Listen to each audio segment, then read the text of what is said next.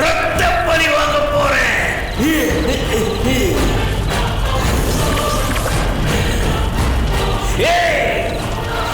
ஆதிராவை வேட்டையாட வேட்டனாயா திரும்பி வருவேன், திரும்பி வருவண்டி.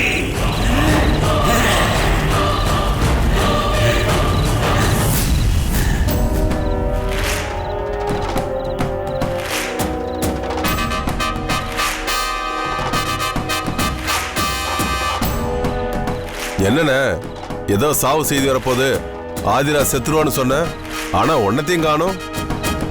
நானும் அதுக்காக தாண்டா காத்துக்கிட்டு இருக்கேன். ஆனா ஒரு தகவலும் வரலையே. அண்ணே அதான் அப்பவே சொன்னேனே, மந்திரவாதி மார்த்தாண்டனுக்கு வாய் தான் நீளம். அவன் சொல்றதெல்லாம் நடக்கவே நடக்காது.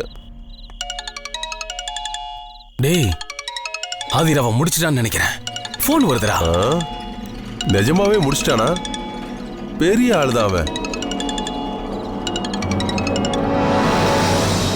அண்ணே மார்த்தாண்டமா? அடப்பாவி, தகவல் சொல்ல போன்லயே வரானா? அதுவும் வீடியோ கால் மாதிரியே. செத்து சிவலோகம் போனவன் போன்ல வரத முதல் தடவை இப்பதான பாக்குறேன். டேய், அவன் சக்தி வாய்ந்தவன்டா. அவன் எப்படி வேணும்னாலும் பேசுவான். சரி, அவங்கிட்ட என்ன விஷயம்னு கேளு. அண்ணே போனை ஸ்பீக்கர்ல போடுனே, நாங்களும் கேக்குறோம். டேய், கொஞ்சம் அமைதியாடா.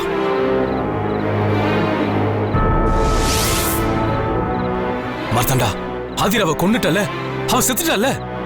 அவ இன்னும் சாகல. ஐயோ, கொடுமையே. இதான் நல்ல செய்தியா? அவ இன்னும் சாகலன்னு போன் பண்ணி எங்களை சாகடிக்கிறிய மார்த்தாண்டா. டேய், நீ கொஞ்சம் சும்மா இருடா. என்னாச்சு மார்த்தாண்டா? ஆதிராவை நீ கொன்னுடுவன்னு சொன்னியே. நான் கொல்லத்தான் முயற்சி பண்ணேன், ஆனா நீலவேணி அவளை காப்பாத்திட்டான். நீலவேணியோட சக்தி ஆதிராவுக்கு அரணா இருந்து காப்பாத்துது. அவ அந்த வீட்டுக்குள்ள இருக்கிற வரைக்கும் என்னால எதுவும் பண்ண முடியாது.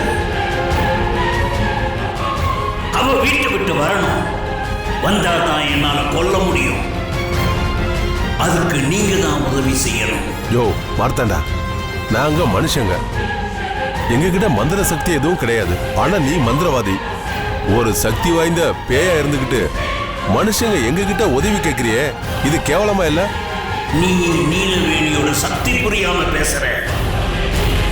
3 பௌர்ணமி முடியறதுக்குள்ள உங்க வம்சத்தை அவ மொத்தமா அழிச்சிருவா. உங்க ஜமீன் வம்சமே தரமட்டமாயிடும். அப்படி நடக்காம இருக்கணும்னா முதல்ல ஆதிராவை நான் கொல்லணும். சரி மார்த்தாண்டா, அதுக்கு நாங்க என்ன செய்யணும் சொல்லு.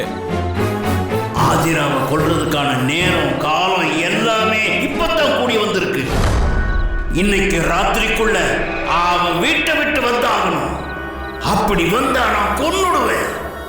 ஒருவேளை வரலன்னா அவ சாக மாட்டா.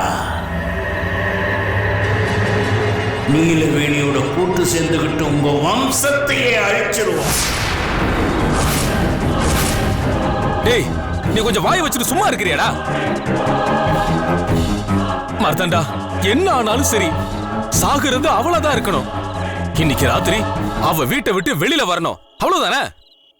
அதுக்கு நானே ஏற்பாடு பண்றேன். இன்னைக்கு அவளுக்கு மரணம் முகூர்த்தம், நல்ல சந்தர்ப்பம். இப்ப விட்டா திரும்ப அவளை கொல்ல வெகு நாளாகும். இல்ல மார்த்தாண்டா, இன்னைக்கு அவளை கொல்லணும். அவ வெளியே வரத்துக்கு நாங்க ஏற்பாடு பண்றோம். அத உடனே பண்ணு. அவளுக்காக மயான பூமியில நான் காத்துக்கிட்டு இருப்பேன்.